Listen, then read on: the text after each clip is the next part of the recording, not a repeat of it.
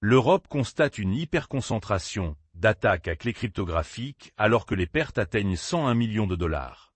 Les équipes criminelles à l'origine des attaques à la clé sont généralement composées de 3 à 5 personnes, se faisant souvent passer pour des chauffeurs-livreurs ou attirant les victimes dans des embuscades, a déclaré Certica.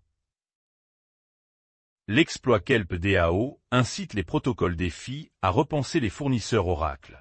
Le protocole Solve et d'autres projets DeFi migrent vers l'infrastructure Chainlink après que l'exploitation de 293 millions de dollars a exposé des risques dans les configurations de ponts et d'Oracle tiers.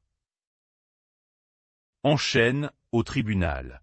Que s'est-il passé dans l'actualité juridique de la cryptographie cette semaine?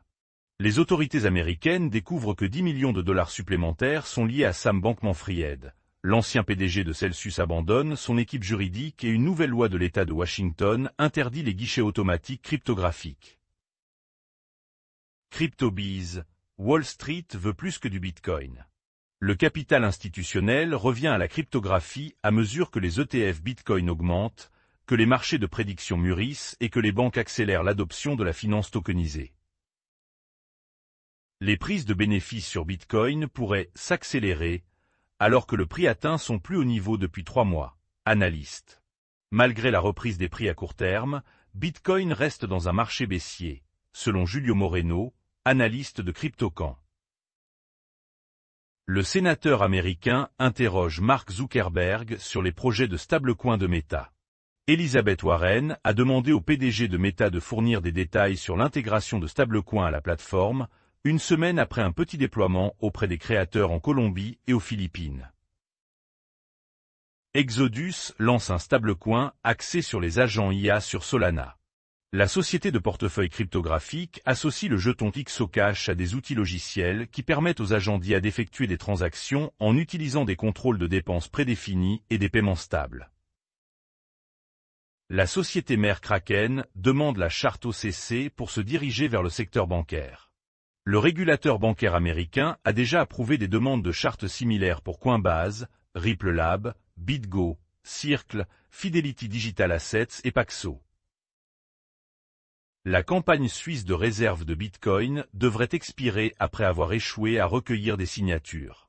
Les organisateurs n'ont pas réussi à recueillir suffisamment de signatures pour déclencher un référendum qui aurait obligé la Banque nationale suisse à détenir du Bitcoin dans ses réserves.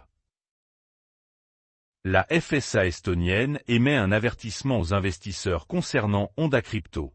La nouvelle fait suite à une enquête sur l'échange cryptographique menée par les forces de l'ordre polonaises et à des rapports faisant état de problèmes de retrait de clients. Les échanges cryptographiques ont poussé les législateurs américains à interdire les dispositions sur les jetons à risque. Rapport. 3 sociétés auraient fait pression sur les sénateurs américains pour qu'ils modifient un projet de loi sur la cryptographie, supprimant le libellé qui les obligerait à proposer des échanges sur des jetons difficilement susceptibles d'être manipulés. Clarity Act voit un « grand pas en avant » avec le balisage fixé pour le 14 mai. Faryar Shirzad, directeur politique de Coinbase, a déclaré que cette date constituait un « grand pas en avant » et était essentielle pour soutenir l'innovation aux États-Unis. Le PDG de Strike, Jack Malley, rejette l'idée selon laquelle Wall Street menace Bitcoin.